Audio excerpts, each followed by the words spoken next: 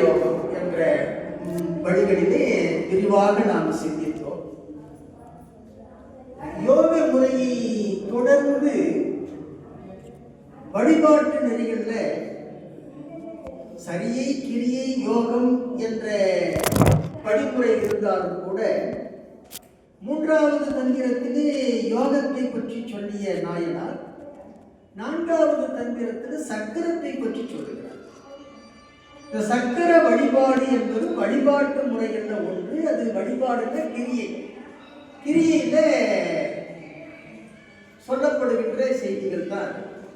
இப்ப அந்த வகையில யோகத்துக்கு அடுத்து கிரியையா, வரிசை முறை மாறுகிறதா என்று சொன்னால், இந்த சக்கரம் அல்லது யந்திரம் அல்லது மந்திரம் என்று சொல்லக்கூடிய இந்த வழிபாடு யோகத்துக்கும் பொருந்துகின்ற வகையில் இருப்பதனால் இந்த யோகத்தை சொல்லிய நாயனார் அதனை தொடர்ந்து இந்த சக்கர வழிபாட்டு முறைகளையும் வரிசைப்படுத்தி சொல்லுகின்றார். அந்த வகையிலே இந்த நான்காவது தந்திரம் முழுக்க சக்கர தந்திரம்.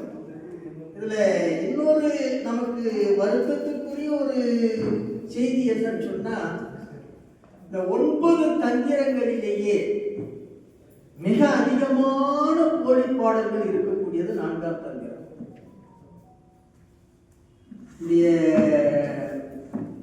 அன்பர் சத்தியவேல் முருகனார் 95 விழுக்காடு போலிப்பாடல்கள். நம்முடைய இப்ப நாம அருணை வடிவேலையாவுடைய உரையை ஒட்டித்தான் நாம சிந்தித்துக் கொண்டிருக்கின்றோம். அவரும் பல இடங்களில் அதை குறிப்பிடுகின்றார். குறிப்பிட்டாலும் கூட அவர் திருவருளால் அவருக்கு எந்தெந்த மந்திரங்கள் இடைச்சல்கள் என்பதையெல்லாம் உணர்ந்து அதை நீக்கிட்டு தான் 3000 மந்திரத்துக்கு ஒரு உரை எழுதியிருக்கிறார். எல்லா பதிப்புகளும் 3000 சொச்சம் இருந்தாலும் அவர் சரியா 3000 மந்திரங்களை கண்டறிந்து விளக்கம் கொடுத்திருக்கிறாரு. ஆனால் அதையே நாம் சிந்தித்து பார்க்கின்ற போது, ஐயாவுடைய உரையே நாம் ஆழ்ந்து பல முறை அப்படி புரட்டி புரட்டி பார்க்கின்ற போது, இந்த வடமொழி சார்ந்து பல மந்திரங்கள் அவருக்கு உடன்பாடு இல்லாவிட்டாலும் கூட வேறு வழியின்றி அவர் என்ன அந்த வடமொழி சார்ந்தே பல திருமந்திரங்களுக்கு அவர் உரை எழுதியிருக்கிறார். எங்க ஐயா, எங்க செல்வநாதன் ஐயா நான்காம் தந்திரத்துல, அது நான்காம் தந்திரம் ஒரு 3 சக்கரங்களை ரொம்ப என்ன சொன்னா வலியுறுத்தி பேசப்படுகின்ற சக்கரங்கள் 3. அதாவது அசபை, திரு அம்பல சக்கரம், ஏரொளி சக்கரம். இந்த 3 சக்கரங்களை வலியுறுத்தி பேசுகின்றன. மற்ற சக்கரங்கள் எல்லாம் இதனை இயங்க செய்கின்ற வகையிலே துணையாக இருக்கக்கூடியவை என்று அவர் குறிப்பிடுகிறார். ஒரு 20 ஆண்டுகளுக்கு முன்னதாக நம்முடைய சத்தியவேல் முருகனாரை வைத்து சோழிங்கிறது நாங்கள் சக்கர வகுப்பு என்ற ஒரு வகுப்பு ஒரு நாள் முழுக்க நடத்துறோம். அந்த நான்காம் தந்திரத்தில் வரக்கூடிய சக்கரங்களை மட்டுமே கிட்டத்தட்ட ஒரு 20லிருந்து 25 சக்கரங்கள் வரைக்கும் ஒரு போர்டில் வரைந்து விளக்கம் சொன்னார். அந்த நாள் முழுக்க 20 சக்கரம் என்று எழுதுகிறேன். அந்த பழைய குறிப்பெடுத்து பார்த்தா தெரியும்.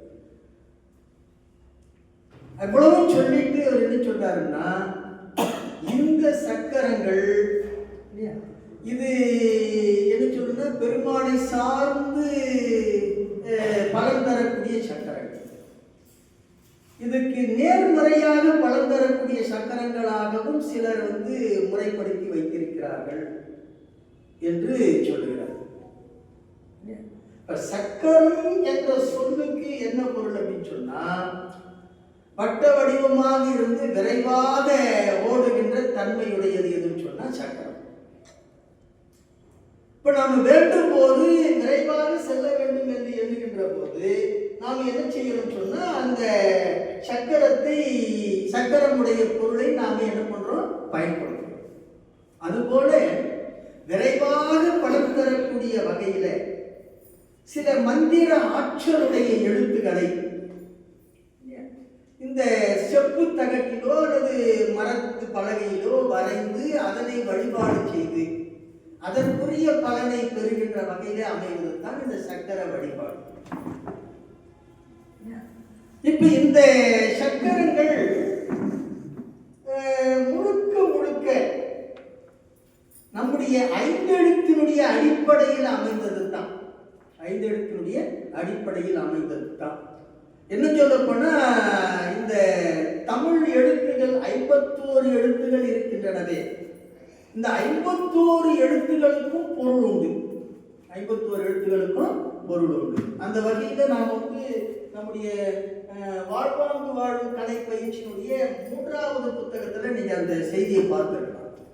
அந்த புத்தகத்துல 3வது பாடத்துல, அதாவது என்னதுன்னா, வினை ஆற்றலும் பொருளீட்டலும் என்ற தலைப்புல நாம் சிந்திக்கின்ற போது அந்த தமிழ் எழுத்துகள் ஒவ்வொரு எழுத்துக்கும் என்ன பொருள்னு ஒரு பட்டியலே கொடுக்கப்பட்டிருக்கிறது.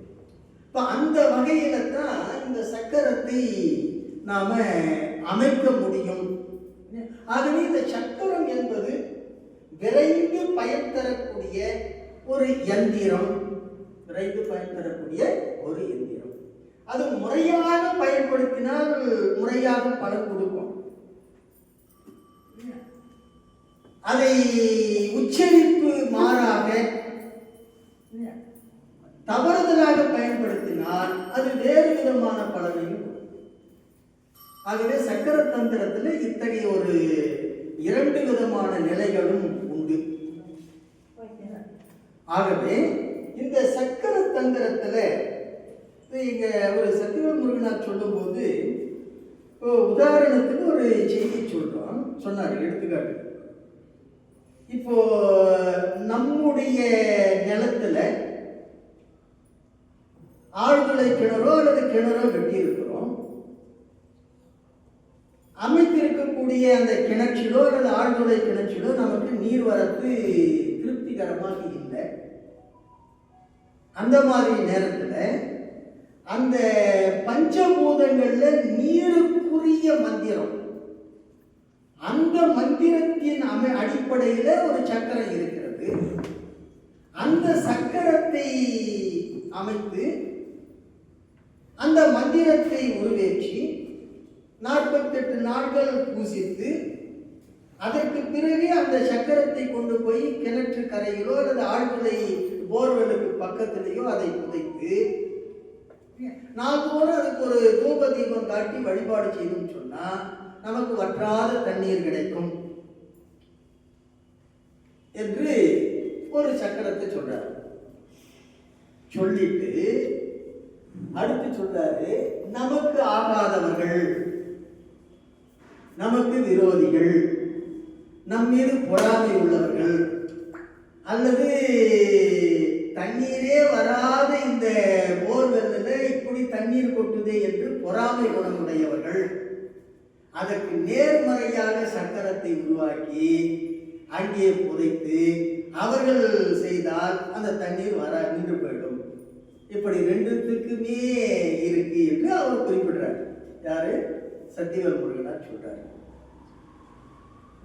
அப்போ இந்த சக்கர வழிபாடு என்பது முறையாக நாம் வழிபாடு செய்கின்ற போது நேர்மறையான, அதாவது நல்ல பலனையும் தரும், எதிர்மறையான பலனையும் தரும் என்கிற கருத்தை வலியுறுத்தி பேசுகிறார். இப்ப இந்த சக்கரம் என்பது நாங்க இப்போ நிறைய பேர் என்ன பண்ணணும்னு சொன்னா, நான் சொல்றது 20 ஆண்டுகளுக்கு முன்னதாகவே இவரெல்லாம் சொன்னார் இல்ல, விளக்கம் எல்லாம் சொன்னார் இல்லையா, சொன்னதை பார்த்து எல்லாருக்கும் அந்த சக்கரத்தை வாங்கணும்னு ஒரு பெரிய ஒரு ஆர்வம். அதுக்கேற்றாறு போல அவருக்கு சென்னையில அவர் தெரிந்த ஒருத்தர், அவர் சக்கரத்தை எல்லாம் தயார் பண்ற ஒருத்தர் இருந்தார், போய் இருக்கிறாருன்னு நினைக்கிறேன். அப்ப என்ன பண்ணாங்கன்னு சொன்னா, 20 ஆண்டுகளுக்கு முன்னதாகவே ஒரு 4 அங்குலத்துக்கு 4 அங்குலம், 4 அங்குலத்துக்கு 4 அங்குலம் அந்த அளவுடைய செப்பு தகட்டுல, கொஞ்சம் கனமாக இருக்கும் செப்பு, அந்த அளவுடைய செப்பு தகட்டுல அந்த சக்கரத்தை பொறித்து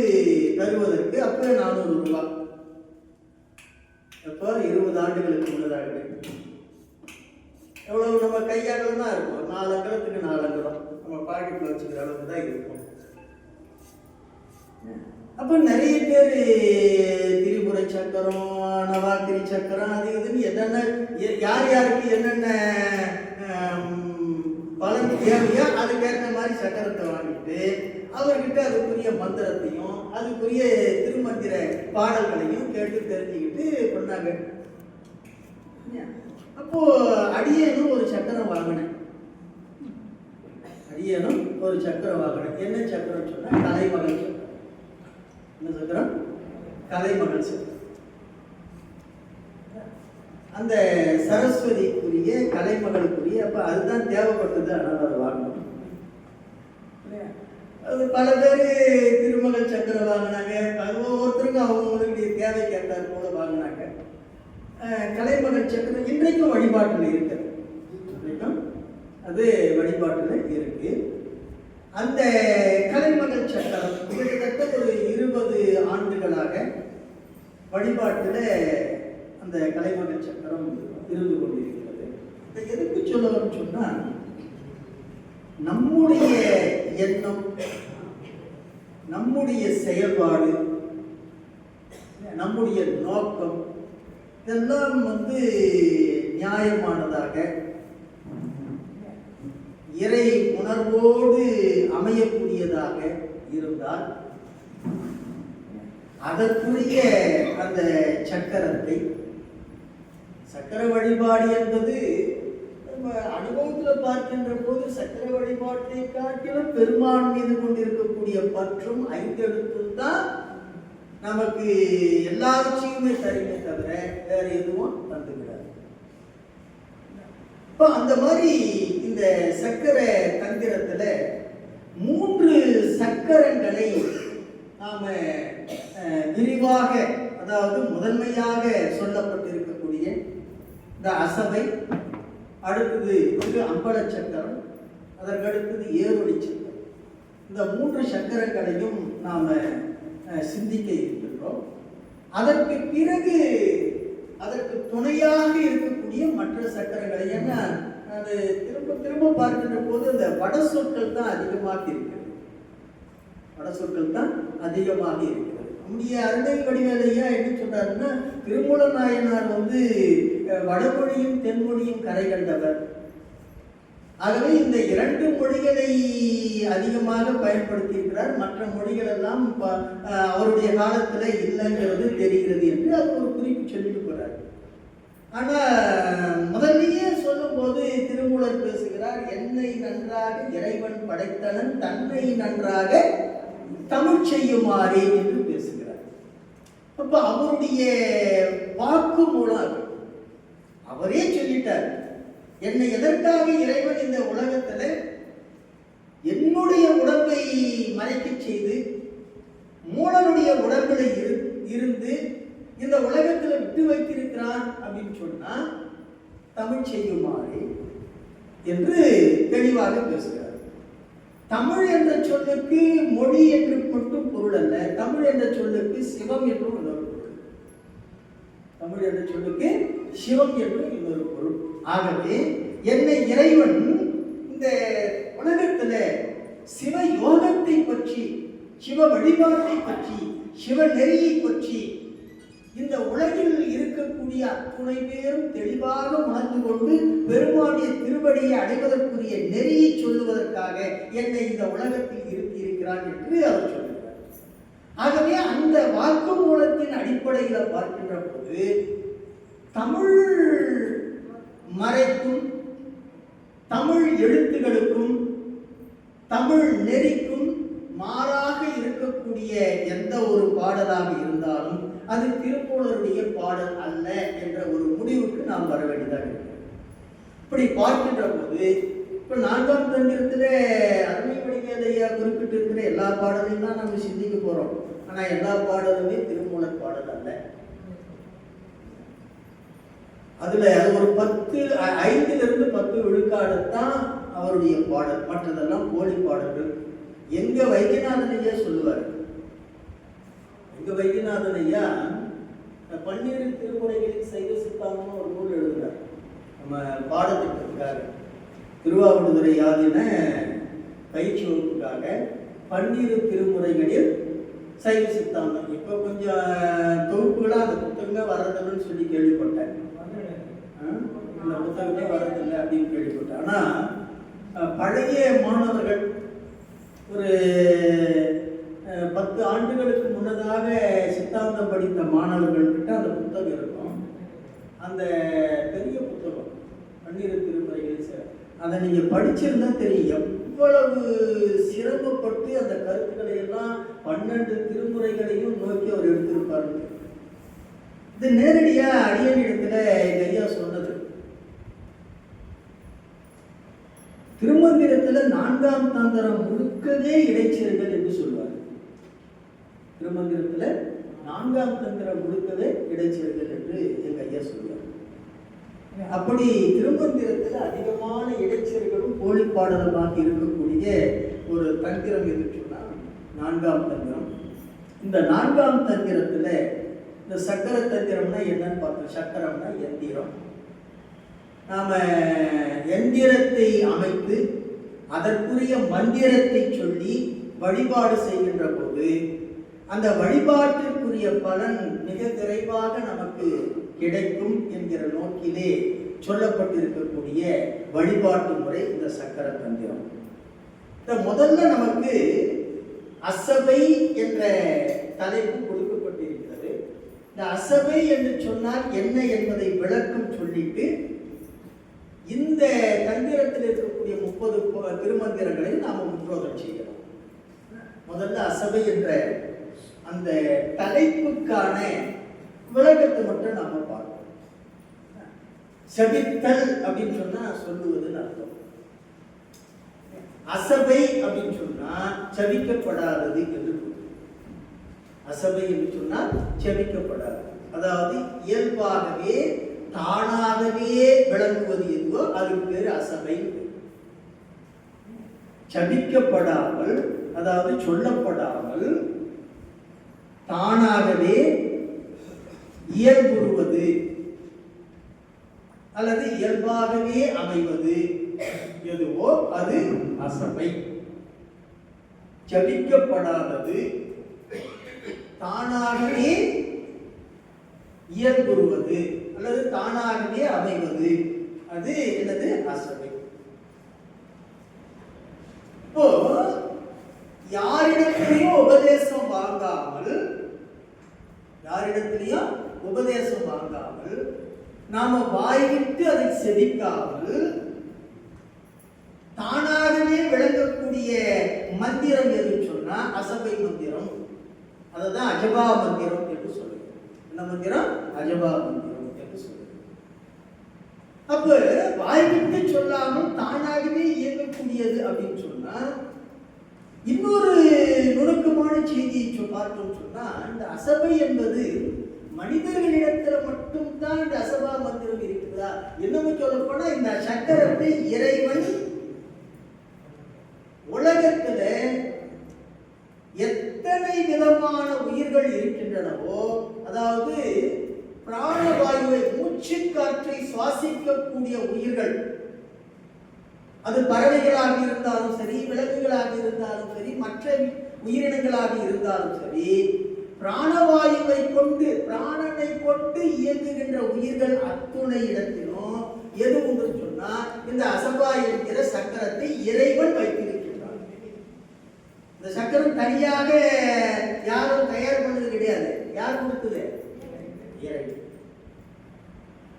இறைவன் இயல்பாகவே எல்லா உயிர்களிடத்திலும் அமைந்திருக்கக்கூடிய, அதாவது மூலாதார சக்கரம், நட்சத்திரம் மூலாதார சக்கரம், அந்த சக்கரத்திற்குரிய மந்திரத்தையும் பெருமானே என்ன செய்கிறான்னா இயல்பாகவே அமைத்திருக்கின்றான்.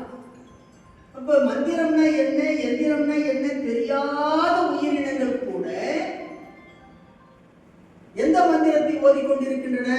அஜபா மந்திரத்தை சொல்லிட்டு அது இயல்பாகவே அமையக்கூடியது. இந்த அசபா மந்திரம்னா என்ன? ஜபிக்கப்படாத மந்திரம்னா என்ன? அது விரிவாக நம்ம அந்த திருமந்திர பாடல்களை பார்க்கும்போது சிந்திக்கலாம். இப்போ திருவாரூர்ல தியாகராசா இருக்கிறார். திருவாரூர்ல யார் இருக்காரு? தியாகராஜா. அந்த தியாகராசா உச்சிடப்பண்டாருடைய கருவறைக்கு பக்கத்தில் இருக்கும். எத்தனை பேர் நீங்க போய் பார்த்திருக்கீங்கன்னு தெரியல. திருவாரூர் அந்த திருவாரூர் இருக்க தியாகராஜ பெருமான் தியாகேசர் வாங்கம்மா இல்ல தியாகராஜா கூட பார்த்துலாம் போல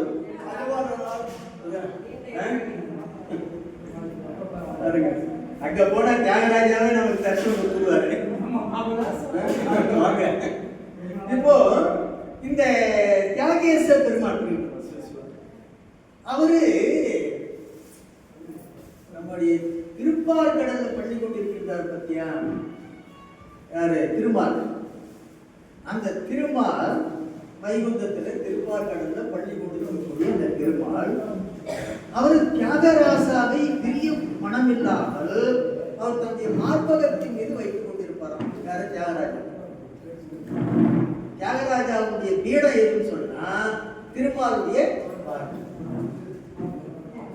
இப்போ அவர் இந்த அறிவையில் கொண்டிருக்கின்ற போது அவருடைய மூச்சு, அந்த பிராணவாயு மூச்சு சுவாசம் நடக்குது இல்லையா, அந்த மூச்சு சுவாசம் நடக்கின்ற போது இப்ப தியாகராஜாவை என்ன பண்ணுவாருன்னு சொன்னா அப்படி ஏறி ஏறி இறங்குவார்.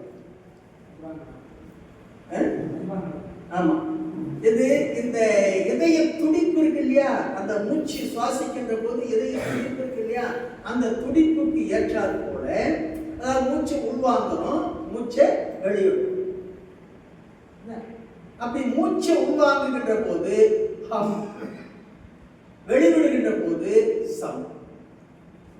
ஹம் சம் ஹம் சம் ஹம் சம்னு சொல்லி இந்த மூச்சை உள்ள வாங்குகின்ற போது வருகின்ற ஒளி, மூச்சை வெளிவிடுகின்ற போது வருகின்ற ஒளி.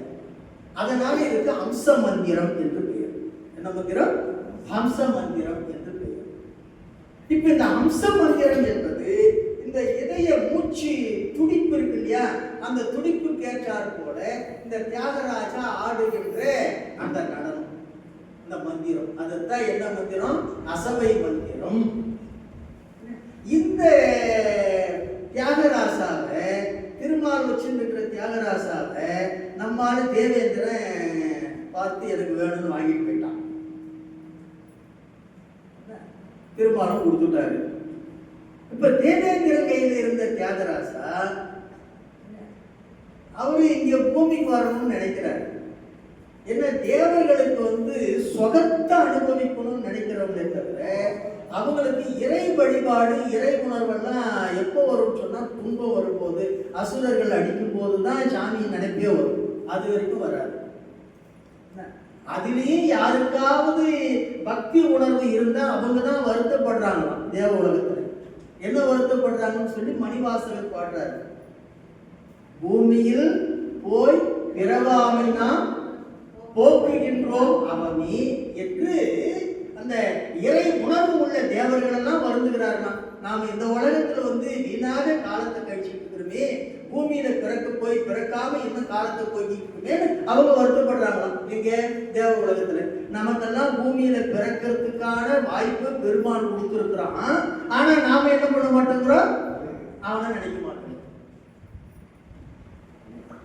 அப்போ இந்த தேவ உலகத்துல இருந்த நம்முடைய தியாகராசா இங்க வரணும்னு நினைக்கிறார். அப்பதான் தேவேந்திரனுக்கு படைத்துணையாக நம்முடைய முசுகுந்த சக்கரவர்த்தி போறார். முசு என்று சொன்னால் குரங்கு. இந்த குரங்கு முகத்தோடே பிறந்தவர் யாருன்னு சொன்னா முசுகுந்தர். அதுக்கு ஒரு வரலாறு உண்டு. அதாவது ஒரு குரங்கு சிவராத்திரியில தன்னுடைய உயிரை காத்துக் கொள்வதற்காக ஒரு மரத்தின் மீது ஏறி கீழே இருந்த விலங்கிடமிருந்து தப்பிப்பதற்காக இரவு தூங்கிவிடக் கூடாதுங்கிறதுக்காக ஒரு தடையை பறிச்சு பறிச்சு போட்டுக்கிட்டு இருந்து கீழே சிவலிங்கம் இருக்குது. அதுக்கு தெரியாது, அன்றைக்கு சிவராத்திரிங்கிறது தெரியாது. இரவு முழுக்க கண் விழித்து அந்த வில்வ இலையை பறித்து போட்டதனுடைய பலனாக பெருமான் என்ன பண்றான்னு சொன்னா அந்த பிறவியில அரசனாகக்கூடிய தகுதி, அந்த வாய்ப்பை கொடுத்து அந்த பிறவியை கொடுக்கின்ற போது அது ரொம்ப புத்திசாலி குரங்கு. அதனால என்ன சொன்னா, மனுஷனா பிறந்து ராஜாவா ஆயிட்டா எனக்கு கர்வம் வந்துடும். அதனால எந்த முகத்தோடு வழிபட்டு இந்த பெரிய ஒரு நிலையை பேற்றை பெறுகின்றேனோ அந்த பேற்றுக்குரிய முகத்தோடவே நான் பிறக்கணும் அப்படின்னு பெருமான் கிட்ட கேட்டு. அதனால தான் மனித பிறவி எடுத்தாலும் கூட, சோழகுலத்துல பிறந்திருந்தாலும் கூட அவருடைய முகம் எப்படி இருந்ததுன்னு சொன்னா குரங்கு முகமாக இருந்தாலும் தான் முசுகுந்த சக்கரவர்த்தின்னு அவருக்கு பேர். அவரு என்ன பண்றாரு, படைக்க துணையா போனோடனே தேவேந்திரன் அதுக்கு நன்றி தெரிவித்து, எதையாவது நீங்க கேட்டு பெறுங்க, நான் என்கிட்ட இருந்து வாங்கிக்கணும் அப்படின்றாரு. இப்ப பெருமான் சொல்றான், என்னை எடுத்துட்டு போயிடு அப்படின்னு. யாருக்கிட்ட? முசுகுந்த சக்கரவர்த்தி கிட்ட என்னை எடுத்துட்டு போயிடு. உடனே என்ன பண்றாருன்னு சொன்னா, முசுகுந்தன் சரி நீங்க விரும்பி சொல்றதுனால நீங்க வச்சிருக்கக்கூடிய அந்த தியாகராஜாவை கொடுத்துருக்கா. எவனுக்கு விருப்பம் இல்லை. யாருக்கு? இந்திரனுக்கு விருப்பம் இல்லை, தேவனுக்கு விருப்பம் இல்லை. அதனால என்ன செய்யறான்னு சொன்னா, மயன்கிற தச்சனை கூப்பிட்டு இதே மாதிரி ஒரு 6 ஜெராக்ஸ் எடுத்து சொன்னான். இது மாதிரி இந்த தியாகராஜா மாதிரியே 6 எடுக்க சொன்னான். இந்த 6 எடுக்க சொல்லிட்டு, அது எதுக்காக 6 எடுக்க சொன்னான்னு தெரியல. அதுக்கு 6 எடுக்க சொன்னா, இப்ப 7 தியாகராஜா அது இருக்கிறாங்க. எல்லா தியாகராஜாவு மேலேயும் செங்கடு நீர் பூவை சாட்சி இருக்கிறான். இப்ப தேவேந்திரன் கூப்பிட்டு முசுகுந்த சக்கரவர்த்தியை உங்களுக்கு எது தேவையோ அதை எடுத்துங்க அப்படின்னா, எல்லாம் ஒரே மாதிரி இருக்குது. எல்லாமே ஒரே மாதிரி இருக்குது. அசல் எது ஜெராக்ஸ் எதுன்னு கண்டுபிடிக்க முடியாத அளவுக்கு இருக்குது. இப்ப பெருமான் முசுகுந்த சக்கரவர்த்தியுடைய அறிவுக்கு அறிவாக இருந்து உணர்த்துகிறான். எந்த திருமேனி மேல இருக்கக்கூடிய செங்கடு நீர் பூவுல வண்டு இருக்கிறதோ அதுதான் ஒரிஜினல்னு சொல்லி சொல்றாரு. சொன்ன உடனே இப்ப 7 திருமேனிகள் அங்க இருக்குது. 7 திருமேனிகள் இருக்குது. அதுல ஒரு மலர்ல மட்டும் வண்டு வந்து உட்காருது. உட்கார்ந்த உடனே அதை எடுத்துட்டார். இப்போ ஒரிஜினலே போயிடுச்சு, இது ஜெராக்ஸ் வச்சுட்டு என்ன பண்ண போறோம்னு சொல்லிட்டு அவர் என்ன பண்ணா, 7மே எடுத்துட்டு போட்டு கொடுத்துட்டான். யாரு? தேவேந்திரன். இப்போ இதுல இருந்து என்ன தெரியுதுன்னு சொன்னா, பெருமானுக்கும் தேவ உலகத்துல இருக்கிறதுக்கு விருப்பம் தெரியுது. பெருமானுக்கும் தேவ உலகத்துல இருக்கிறதுக்கு விருப்பம் இல்லைன்னு தெரியும். அதனால இப்ப முசுகுந்த சக்கரவர்த்தியினுடைய வாயிலாக அவர் என்ன பண்ணாரு, பூ உலகத்துக்கு வந்துட்டாரு. வந்த அந்த தியாகராசாவை தன்னுடைய தலைநகராக இருக்கக்கூடிய திருவாரூர்ல என்ன பண்றான்னு சொன்னா, உச்சிதங்கண்டார் கோயிலுக்கு அருகாமையில இந்த தியாகராசாவை வைத்து வழிபாடு செய்யறாங்க. இப்ப தேவேந்திரன் என்ன செய்யா, ஐயோ நம்ம இடத்துல இருந்த பெருமான் வந்து பூலோகத்துக்கு போயிட்டான்னு சொல்லி அவன் நாள்தோறும் மாலையில வந்து அவரை வழிபாடு பண்ணிட்டு போறான். யாரு? தேவேந்திரன். அதனால்தான் இன்றைக்கும் பார்த்தீங்கன்னு சொன்னா மாலையில குருக்கள் வந்து எதிர்த்து நின்று வழிபாடு கொடுப்பார். தேவேந்திரன் வழிபாடு செய்வதாக பாவனை. இப்போ அந்த தியாகராசா எப்படி ஆடிக்கொண்டிருந்தார் அப்படின்னு சொன்னா, திருமாலுடைய மார்புல அந்த இதய துடிப்புக்கு ஏற்றார் போல நாம புரிஞ்சுக்கிறது மாதிரி சொன்னா லப் டப் லப் டப்னு அடிச்சுக்கிது இல்லையா, அதுக்கு ஏற்றார் மாதிரி இதை ஆடிட்டு இருந்தார் இல்லையா. அதே ஆட்டத்துக்கு பேர் தான் அஜபா நடனம். தேரிலே ஏறுகின்ற போது அந்த பெருமானுக்கு வீதி விடங்க பெருமானு பேர். அந்த தியாகரசருக்கு என்ன பெருமானு? வீதி விடங்கன்னு பேரு. அந்த வீதி விடங்களுடைய பெயரைத்தான் பின்னாடி வந்த மனுநீதி சோழன் தன்னுடைய பிள்ளைக்கு வைத்தான். அப்போ அந்த வீதி விடங்க தேர்ல ஏறும்போது ஆடிக்கொண்டே வருவார்.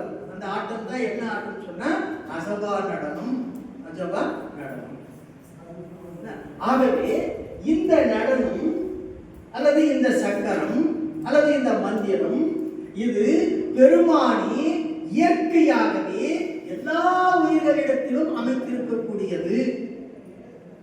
நாம எண்ணினாலும் எண்ணாவிட்டாலும் நம்முடைய மூச்சு இருக்கின்ற வரைக்கும், அதாவது இந்த உடம்புல உயிர் தங்கி இருக்கின்ற வரைக்கும் இந்த அசபையை சொல்லிக் கொண்டுதான் இருப்போம் என்று நம்முடைய திருமூலர் பேசுகிறார். ஆகவே இந்த அசபை என்பது செபிக்கப்படாதது, இறைவனால் அமைக்கப்பட்ட இயல்பான ஒன்று. இந்த சக்கரம் எங்க சார் இருக்குன்னு சொன்னா, எல்லா உயிர்களுடைய மூலாதாரத்திலும் இந்த சக்கரம் இருக்கின்றது. இதை உணர்ந்து நாம் என்ன செய்ய வேண்டும் சொன்னா, இப்ப நாம் எப்படி சார் இதை உணர்ந்து நாம் என்ன சார் செய்யணும் சொன்னா, ஒண்ணும் செய்ய தேவையில்ல. இன்றைக்கு இந்த மூச்சு இயங்குதுன்னு சொன்னா பெருமான் வைத்திருக்கக்கூடிய அந்த அசபையினால தான் இயங்குகிறது, இல்லை என்றால் இல்லை என்ற உணர்வோடு அவனை எண்ணினாலே போதும், வேற எதையும் செய்ய தேவை. நாம எழுந்த காலையில எழுந்த உடனே நாம என்ன நினைக்கிறோம், நாம எழுந்துக்கணும்னு நினைக்கிறோம். அவன் எழுப்புலன்னா நம்மளால எழுந்துக்க முடியாது. ஆனா எத்தனை பேர் அந்த மாதிரி நினைக்கிறோம்? யார் ஒருவர் உறங்குகின்ற போது ஐந்தெழுத்தை சொல்லி உறங்கிக் கொண்டு உறங்குகிறார்களோ, நமக்கு படுத்த உடனே உறங்க வருதில்ல, பல பேர் தவிக்கிறோம், அது வேற செய்தி. அந்த உறக்கம் வருகின்ற வரைக்கும் நாம் ஐந்தெழுத்தை சொல்லிக்கொண்டே உறங்கிட்டோம் சொன்னா, நம்மை அறியாமலேயே ஐந்தெழுத்தை சொல்லிக்கொண்டே விடுவோம். நம்மை அறியாமலேயே ஐந்தெழுத்தை சொல்லிக்கொண்டே விடுவோம். அப்ப நாம் என்ன செய்யணும்? உறங்குகின்ற போது நமக்கு உறக்கம் வருகின்ற வரையும், அதாவது உயிர் அந்த கனவு நிலையை தாண்டி உறக்க நிலைக்கு செல்லுகின்ற வரைக்கும், நனவு நிலையிலிருந்து கனவு நிலை, கனவு நிலையிலிருந்து உறக்க நிலை, இந்த உறக்க நிலைக்கு செல்லுகின்ற வரைக்கும் ஐந்தெழுத்தை நாம் உரைப்போடு சொல்லிக் கொண்டிருந்தோம் சொன்னா, விழிக்கின்ற போது நம்மை அறியாமலேயே இந்த ஐந்தெழுத்தை சொல்லிக் கொண்டுதான் குழந்தை பொம்மை வேணும் கேக்குது, யானை பொம்மை வேணும் கேக்குது, வாங்கி கொடுக்கலாமா? இந்த யானை வேணும் யானை வேணும்னு சொல்லி யானை யானைன்னு சொல்லிட்டு குழந்தை தூங்கிடுச்சு. விழிச்சு கொடுங்க என்ன ஆகும்? யானை யானைன்னு எழுதும். அப்போ என்ன உணர்வோடு நாம் உறங்குகின்றோமோ அந்த உணர்வோடு தான் நாம் எழுந்து கொள்வோம். ஆகவே அந்த உறங்குகின்ற போதும் உறங்கி விழிக்கின்ற போதும் ஐந்தெழுத்தை எண்ணுகின்ற அந்த உணர்வு இருந்தாலே நாம் அசபா சக்கரத்தை, அசபா மந்திரத்தை முறையாக பயன்படுத்துகிறோம் என்று தேநீர் முடிச்ச உடனே நாம் பாடத்துக்கு